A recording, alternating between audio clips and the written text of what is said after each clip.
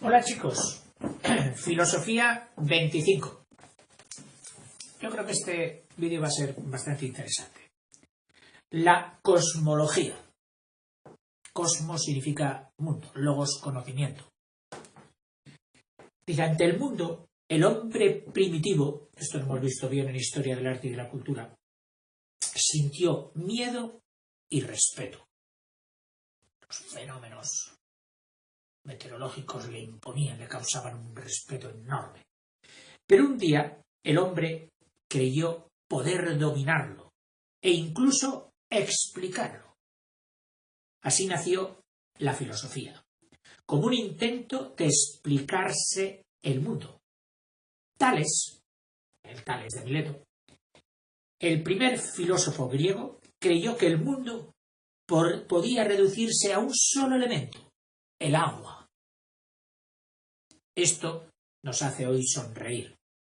Pero el mundo nos sigue invitando a filosofar aún más que antes, pues la ciencia nos ha descubierto nuevos y maravillosos misterios. La cosmología es el estudio filosófico del mundo. No el estudio científico, el estudio filosófico. Nosotros estudiaremos, dice, únicamente estas cuestiones. 4. Primera, ¿qué es el espacio? Segunda, ¿qué es el tiempo? Tercera, ¿cómo se explica el movimiento? Y cuarta, ¿cuál es la composición de los cuerpos? Bueno, de momento pasamos a la primera, el espacio. A ver dónde he dejado yo la tiza. Ah, perdón.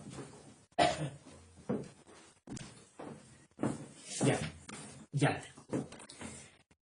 Nos pone de principio, de aperitivo, una frase de Pascal, gran matemático y filósofo francés. El silencio eterno de esos espacios infinitos me espanta. Noción vulgar del espacio. Es decir, el espacio. Pero empecemos por la noción vulgar, la que tiene todo el mundo. Supongamos el movimiento local de un cuerpo. Un cuerpo está ahora aquí, en este punto. Lo trasladamos, por ejemplo, una bola, y ahora está en este otro punto. Este lo podemos llamar un lugar A, y este vamos a llamar el lugar A'. Antes estaba aquí y ahora está aquí. La bola que hemos trasladado se traslada y ocupa los lugares A y A' en el espacio. Para que se dé este movimiento local, de lugar, es necesario, primero, es necesario un cuerpo.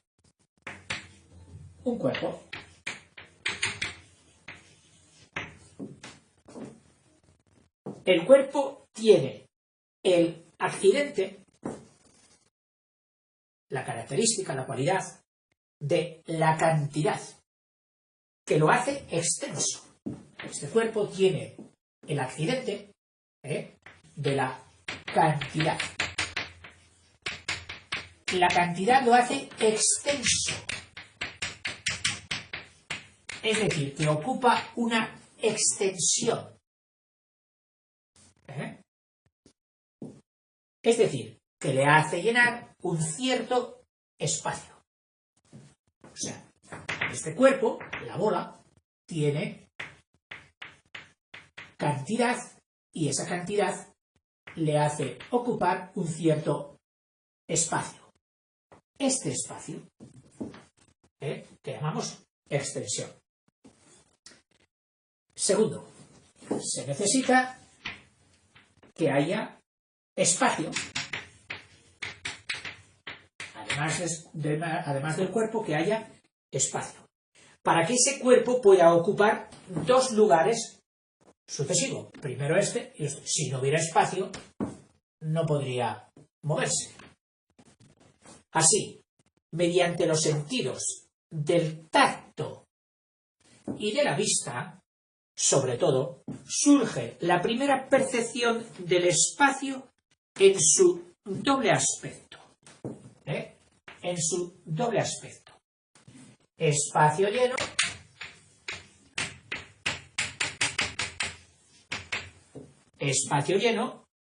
que es el espacio ocupado por un cuerpo o por los cuerpos en general. El espacio ocupado por nuestro propio cuerpo.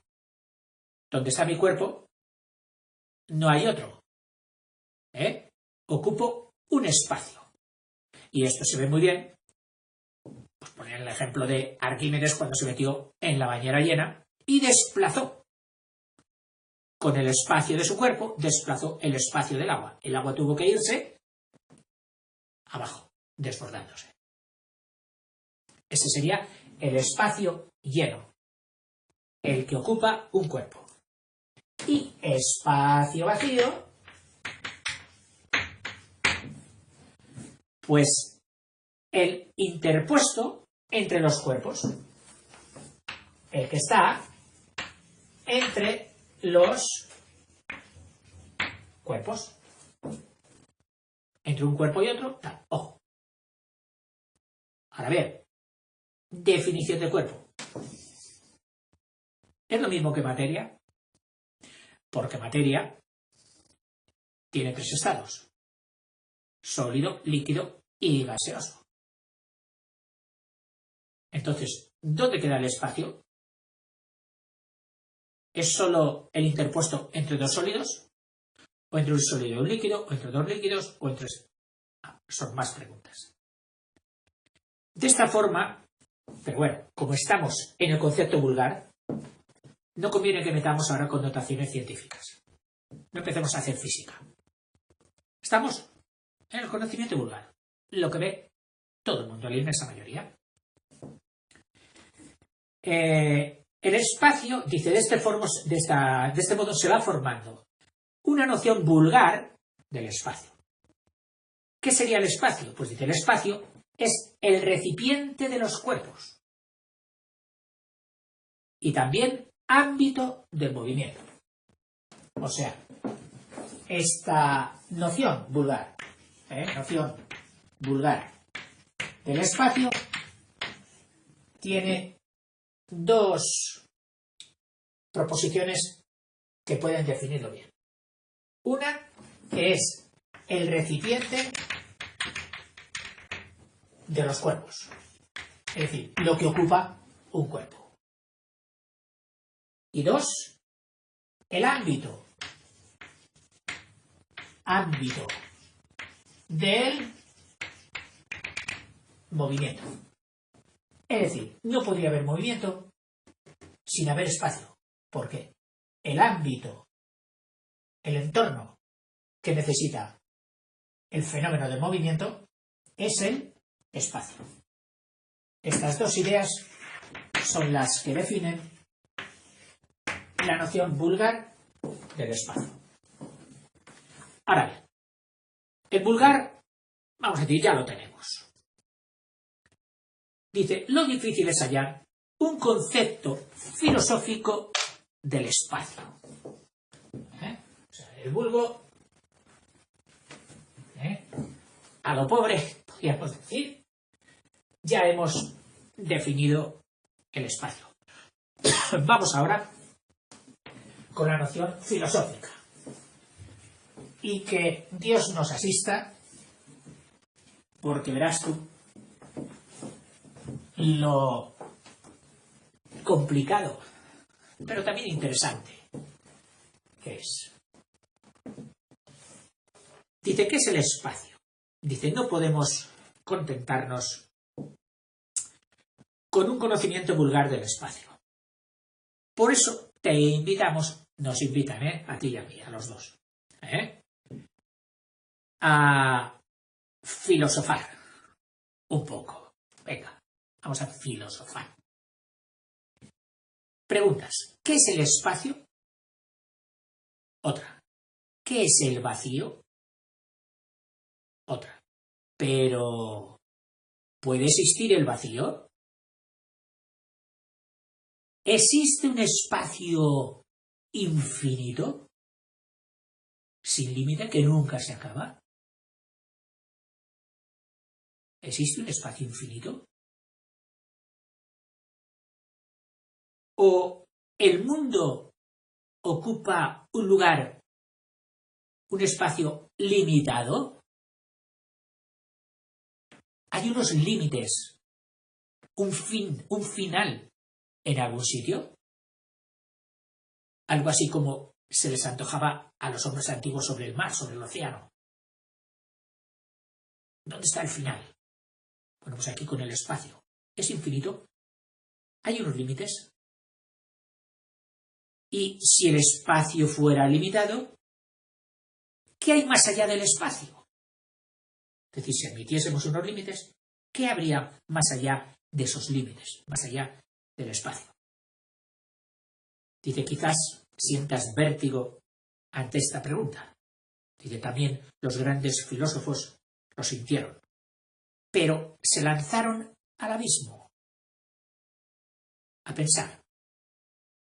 Dice, ¿quieres saber lo que dijeron algunos de ellos? Bueno, tanto si lo quieres como no lo quieres, te lo va a decir. Dice, Leucipo y Demócrito. Leucipo y Demócrito,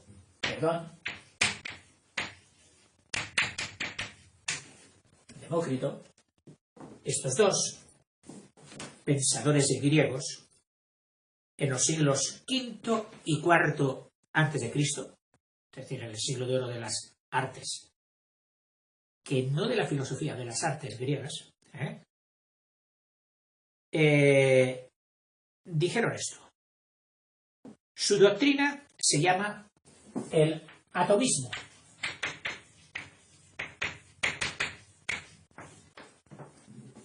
El atomismo, que tiene dos proposiciones. Los cuerpos se componen de átomos. Y alguno dirá, oiga, pues si los átomos es una cosa moderna. No. El concepto físico de átomo sí es relativamente moderno. Pero como idea, es una idea muy antigua. Precisamente la palabra átomo es griega. Y ya sabes qué significa a, sin, tomo, corte. Sin corte, el sin corte. Es decir, la materia la puedes ir troceando, cortando hasta hacerla diminuta. Más. Y cuando llegases a un último, porque no se puede ir hasta el infinito, la razón se niega. Ese último, indivisible, impartible, no cortable, sería el átomo, el átomo. Bueno, pues ellos dicen que el mundo estaría hecho de átomos, es decir, unas partículas insignificantes, minúsculas, pero al fin y al cabo partículas, que serían los átomos. El mundo estaría hecho de esos. Y dicen, estos átomos, los átomos son eternos. Es decir, no han tenido ni principio ni tendrán fin y han existido siempre. Y desde la eternidad están cayendo, caen en el espacio. O sea, como un chorro de átomos, de la materia va cayendo en el espacio. Dice, ¿qué es para ellos el espacio? O sea, para ellos el espacio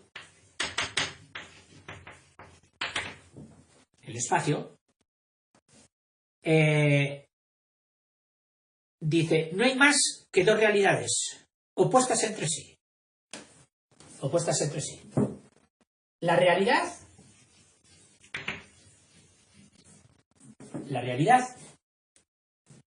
son los átomos. Los átomos. que define lo lleno. La realidad hecha por átomos define lo lleno. Y la realidad, la otra realidad, el espacio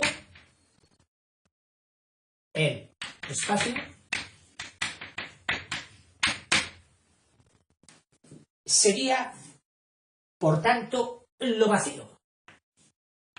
Lo vacío. O sea, materia, espacio, lo lleno, lo vacío. La materia de átomos eternos que van cayendo sobre el vacío y lo van ocupando. Ese vacío, que tendría todavía partes vacías, lo no ocupado por los átomos, sería lo vacío. O sea, para ellos se resumiría: el espacio es el vacío y los átomos lo lleno. Pero para ellos entonces, como estamos con el espacio, nos centramos en ellos y decimos, ¿cómo veían el espacio? Lo veían como el espacio, como el vacío. El vacío, que era algo así como la nada absoluta. En el espacio no hay nada, porque donde hay algo están los átomos. O sea, el espacio sería lo vacío. Y ahora, esta es la primera pesca que ha hecho en la historia sobre el concepto de espacio, que han sido nuestros amigos Leucipo y Demócrito. Y viene el profe del libro y a todas las pescas que va a hacer, acaba con ellas con un pero que yo le llamo el pero demoledor. El pero que tira abajo la teoría de por qué no podemos admitirla. Podemos admirarla como una cosa que se hizo, que estuvo muy bien, interesante, bonita, a veces pintoresca, como la del agua, pero no podemos admitirla. El primer pero. Y su pero dice, pero es falso, opina. Si el espacio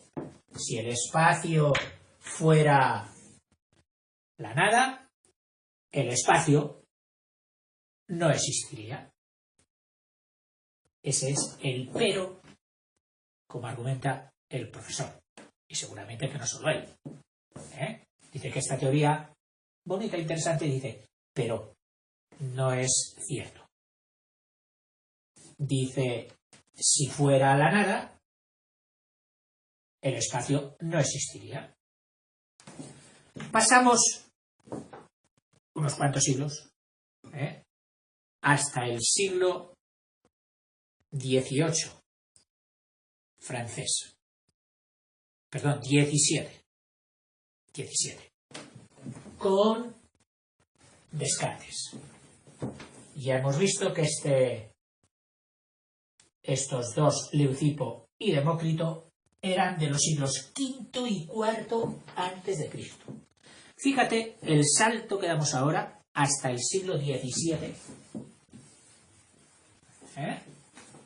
con Descartes. El de los ejes cartesianos y de muchas cosas más. Porque también era filósofo. Descartes argumenta lo siguiente. Bueno, Descartes es siglo XVII. Argumenta. Primero, que el vacío es imposible. O sea, para Descartes el vacío es imposible, eso no hay, no existe. Si en el interior de una botella, dice, hacemos el vacío, las paredes se juntarían, que es lo que se puede observar si tú coges una botella de plástico débil, endeble, y succionas queriendo sacar la materia que haya en el interior. Tendrías el propósito de vaciarla. Claro, lo puedes hacer tú o lo puedes hacer con una máquina más potente. ¿Y qué pasaría? Pues que las paredes se juntarían. El vacío, que tú presumías que se podía hacer, ha sido imposible. O sea, para él, el vacío es imposible. Siempre tiene que haber algo. Por tanto, dice, si el vacío es imposible, dice, el vacío, por tanto, el espacio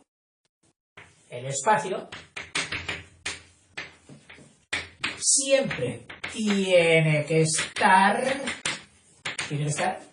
lleno. ¿De qué? De cuerpos extensos, de cuerpos que ocupan. Descartes creo que ya tenía la idea de cuerpo gaseoso. O sea, y obedecía a su realidad, a la que él veía. Ya era físico también, matemático. El espacio, dice, tiene que estar siempre lleno de cuerpos extensos. De cuerpos extensos, de cuerpos que ocupan. De cuerpos extensos. Y tercero, según esto, deduciendo de esto, dice, según esto, define al final el espacio que es la extensión, la ocupación, la extensión de los cuerpos. O sea, para él, todo está lleno de cuerpos. Y si está lleno, no está vacío. El espacio que es entonces, la extensión de los cuerpos. La suma de la extensión de los cuerpos. Y esa suma sería igual al total. No queda lugar para el vacío. Eso sería Descartes. Pero, y viene ahora, pero, viene el profe con la rebaja y le dice a Descartes,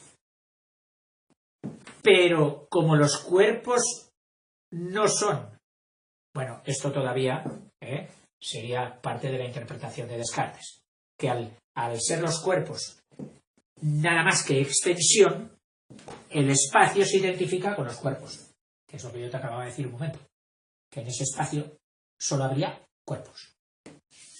Bien, según Descartes, cuerpo, extensión y espacio, o sea, según Descartes, cuerpo es igual a extensión y es igual a espacio. Todo es lo mismo, cuerpo, extensión y espacio, según Descartes. Y ahora viene el pero del profe. Dice, pero los cuerpos, dice, son algo más que pura extensión. Los cuerpos son algo más que pura extensión.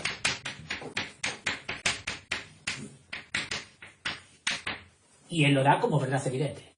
Oye, un cuerpo es algo más que lo que ocupa. Una cosa es lo que ocupa, que es su extensión, y otra cosa es el cuerpo. Bueno, eso parece que tiene sentido, ¿no? Dice, es algo más que pura extensión. Por eso, el espacio no se puede identificar con los cuerpos. No podemos decir que el cuerpo es el espacio y el espacio es el cuerpo.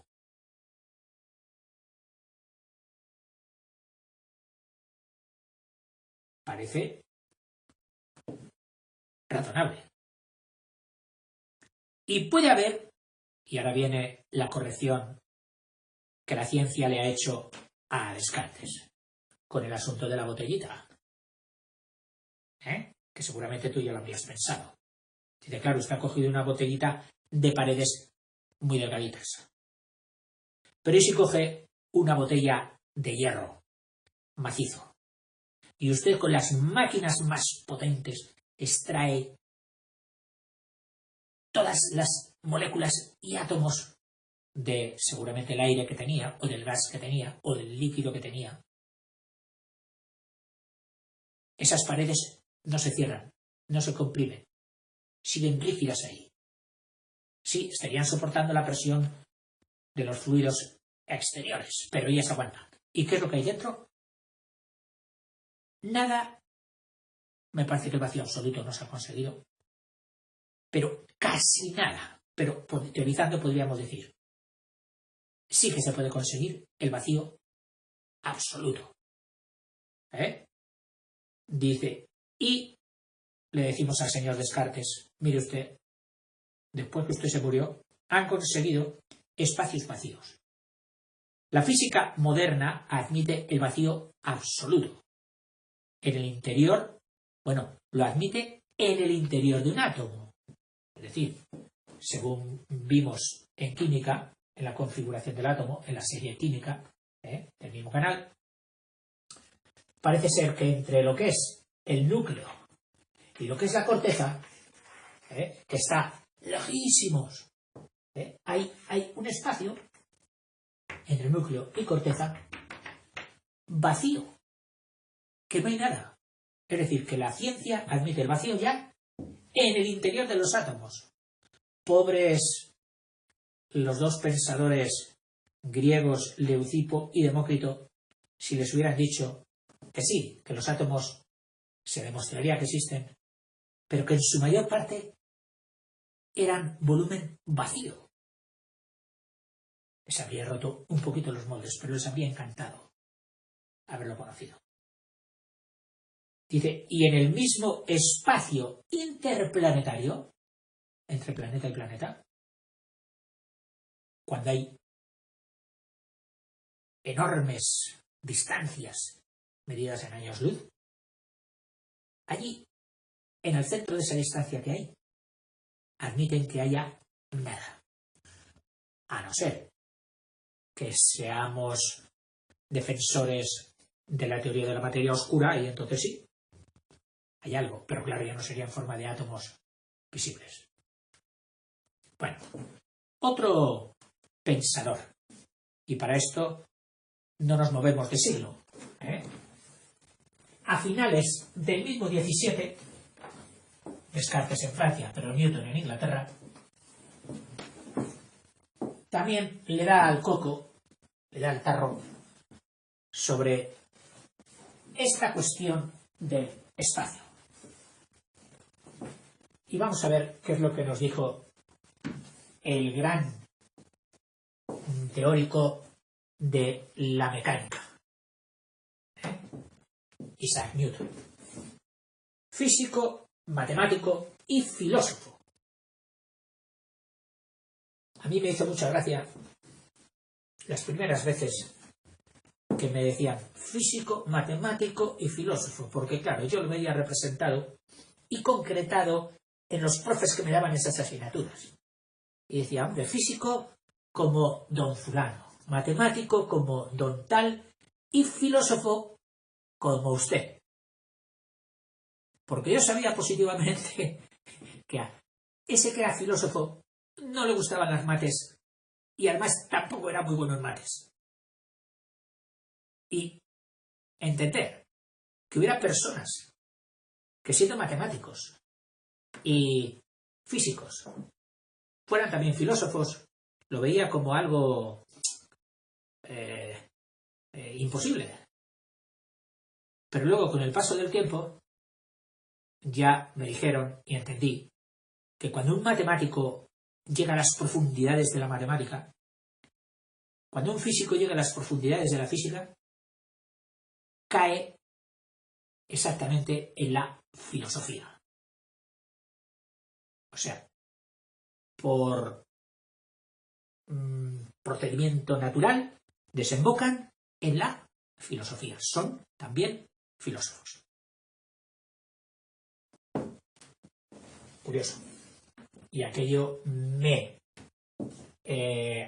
reafirmaba en que el tronco de todo el árbol de la ciencia, ese tronco se llamaba filosofía, del que partían luego todas las demás. Pero bueno, vamos a Newton.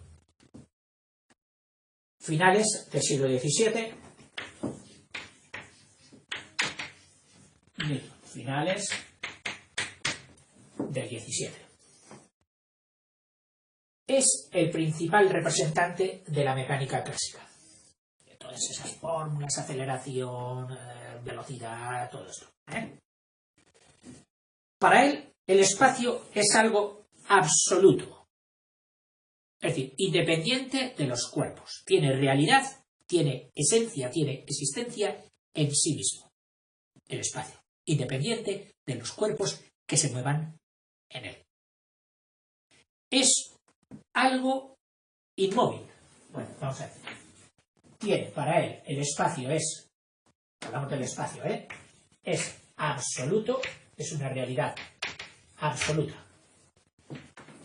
No depende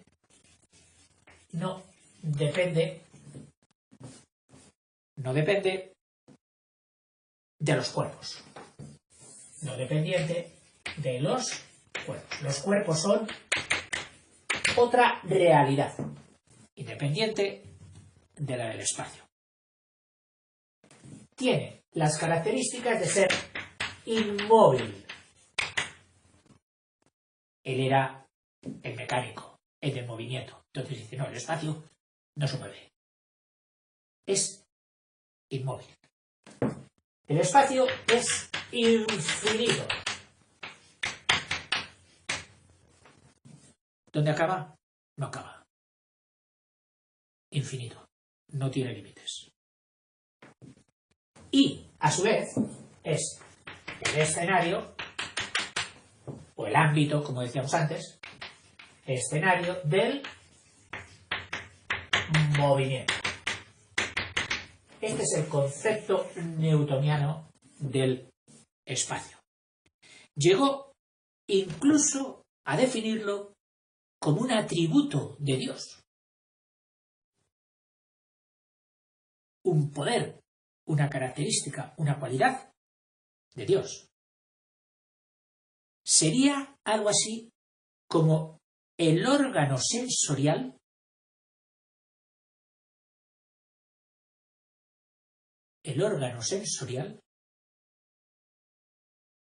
de que Dios se sirve para sentir las cosas. Está entrecomillado. Son palabras de Newton. Intento comprenderlas igual que tú. Pero me quedo ahí, en el intento. El espacio sería un atributo de Dios, que sería como su órgano sensorial para detectar, para sentir, como las antenas para sentir las cosas. Ese sería el espacio. Un atributo divino. Newton, Newton. Bueno. Ahora dice que en este paso de mezclarlo con la deidad, todavía hubo quien fue más lejos. Por ejemplo, Fenelon y Clarke. Fenelon y Clarke. Que llegaron a identificar el espacio claramente con Dios. No sé si esto, o sea, para ellos el espacio era Dios. Nos movemos en Dios. Dios es todo.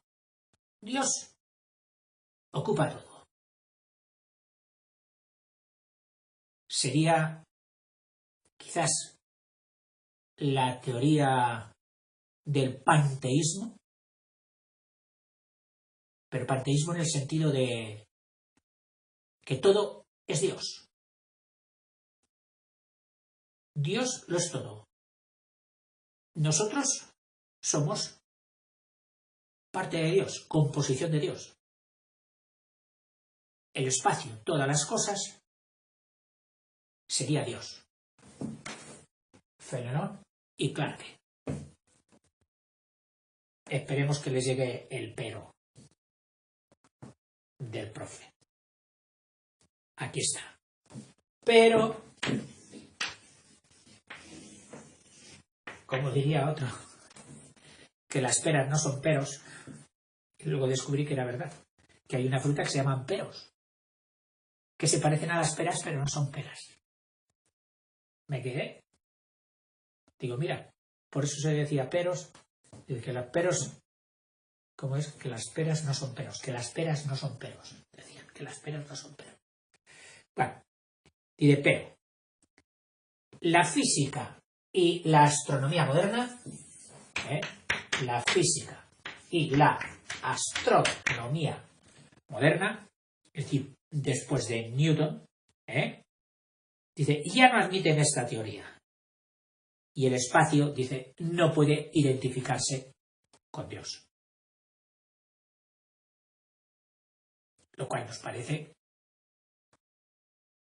pues, realmente interesante y posiblemente cierto. Una cosa sería Dios, aunque cuando decimos la palabra Dios, yo hace tiempo ya que prescindo de cualquier interpretación humana, prefiero dejarlo ahí. Dios. No, pero es que el Dios tal. No. Esos ya son interpretaciones humanas, versiones humanas. No. Dios. Bueno, pero sí estoy de acuerdo en que ese Dios no puede ser el espacio. Bueno, vamos allá. Otro filósofo. Otro pececito que nos pescan para que nos diga su opinión de el espacio. Curioso. Kant.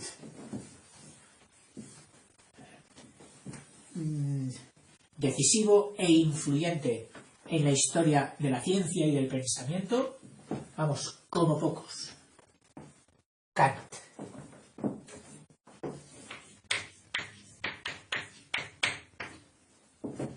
Kant.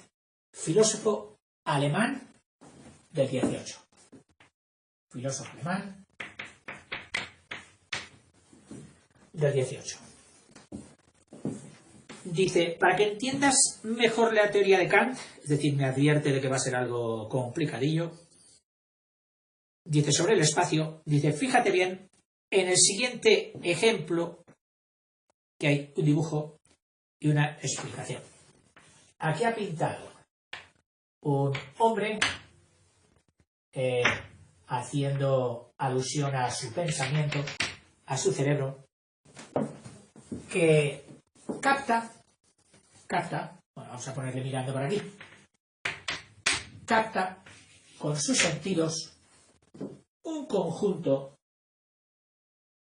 de una maraña de sensaciones, de formas, de colores, de olores, sonidos, lo capta. Este señor, al recibir estas sensaciones, esta maraña, esta mezcla de todo, lo que le llega, todo, lo ordena y le da forma. Y por aquí, capta, lo ordena y le da forma. Al darle forma, lo distribuye. Es decir, lo clasifica, lo coloca, ¿dónde? En el espacio. O sea, lo distribuye, lo da forma en el espacio.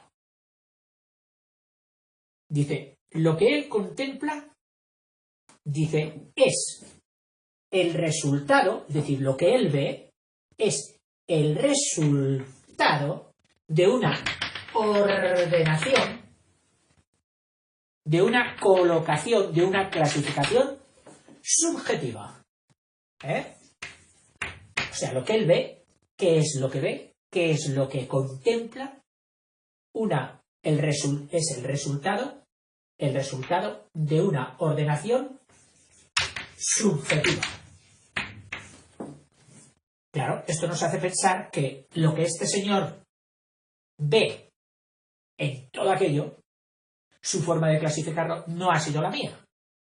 Por eso los dos no tendremos resultados idénticos. Sería un resultado subjetivo, propio y particular de cada individuo. Para él, si es compositor y ha hecho una composición, pues para él sería pues una distribución de una orquesta musical en plena ejecución.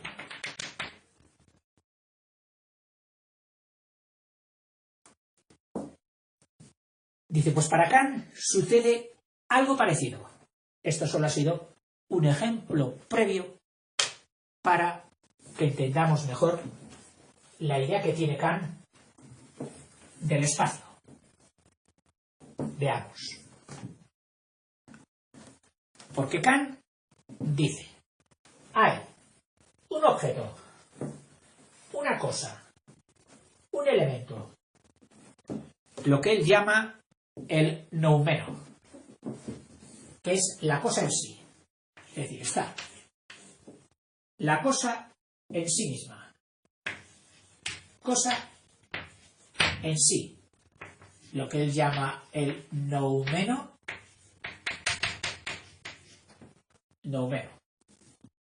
que sería como la materia ¿de quién? Del conocimiento.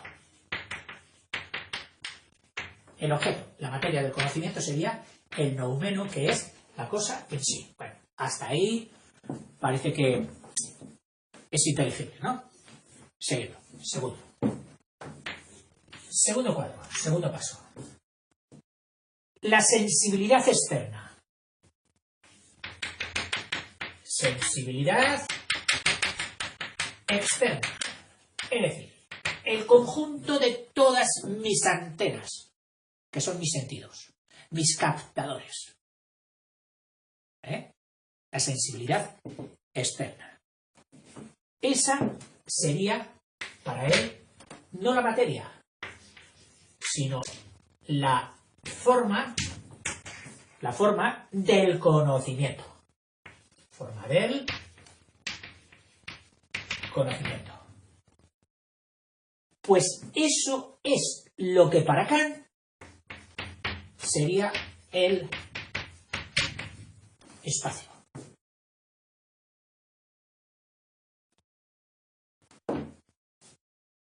El objeto, mis instrumentos de captación del objeto, que eso es la sensibilidad externa, esa captación para él es el espacio. Y por último, de aquí, con mis antenas,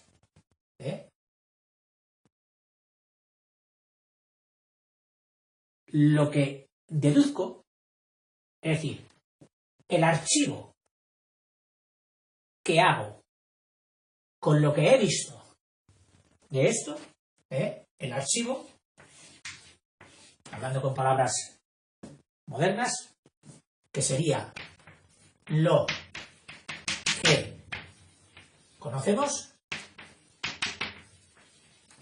A eso él lo llama el fenómeno. El noumeno es el objeto. Y el fenómeno, y feno, recuerdo que en griego significa lo visible, fenotipo, conjunto de características visibles de todas las que tenemos. Tenemos otras que no son visibles, pero el fenotipo es el conjunto de características genéticas que se ve, que se muestra. Pues eso sería el fenómeno. Kant, alemán. Vamos a ver cómo nos lo explica. Las cosas del mundo, los noumenos, envían a nuestros sentidos una multitud caótica, no ordenada, de sensaciones, colores, olores, sabores, etc. Dice, esto constituye la materia del conocimiento. Segundo, la sensibilidad externa.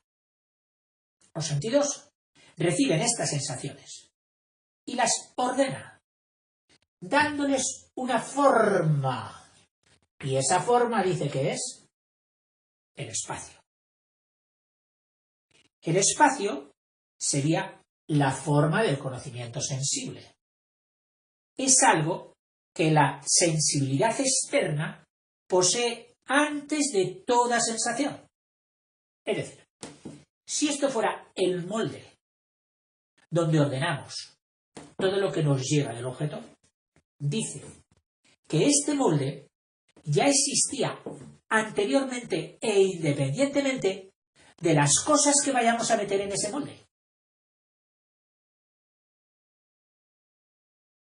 Y ese molde sería el espacio, el contenedor. Y esto sería el contenido. Y una vez que el contenido está metido en el contenedor y ordenado, y archivado y presentado, eso sería lo que llamaríamos el fenómeno. Pero dice antes, el espacio formal es algo que la sensibilidad externa posee antes de toda sensación. Es decir, el espacio, esto es una forma a priori, antes de haber realizado cualquier acto de captación de las cosas materiales. O sea que, dice, por tanto, el espacio es una forma a priori de la sensibilidad externa.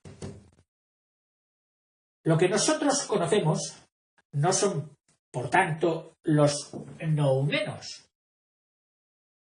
Como el espacio es algo subjetivo, tú tienes tu manera de percibir las cosas, yo tengo la mía, es algo subjetivo que depende del sujeto. Dice, no conocemos las cosas tal y como son en sí. Las transformamos, las damos forma personal, subjetiva. Sino tal y como nos aparecen después de ordenarse en ese espacio. Y a eso lo llamamos el fenómeno, o los fenómenos. Y ahora viene el pero. Pero, atentos a lo que nos dice, pero, todo esto, dice, son afirmaciones gratuitas. O sea, gratuitas es decirle, bueno, eso lo dirá usted. Dice, pero no hay causas para demostrar eso. Dice, son, a mí me parece un poco fuerte. Yo no las diría, pero este profe sí. Dice, son afirmaciones gratuitas. Dice, porque el espacio es algo que percibimos de modo inmediato. El espacio lo percibimos de forma inmediata, es decir, sin hacer cábalas, ni deducciones, ni demostraciones. Es algo así como un axioma, como un principio inmediato, de aquellos que vimos en las demostraciones, que es evidente. Y no hay razón ninguna para negar su realidad. Y con eso despacha al señor Kant. Bueno, no me gusta hacer los vídeos largos porque si te estoy aburriendo sería peor si es largo. Así que vamos a dejarlo aquí y retomamos buscando otros peces para la canasta de lo que es el espacio. Hasta ahora.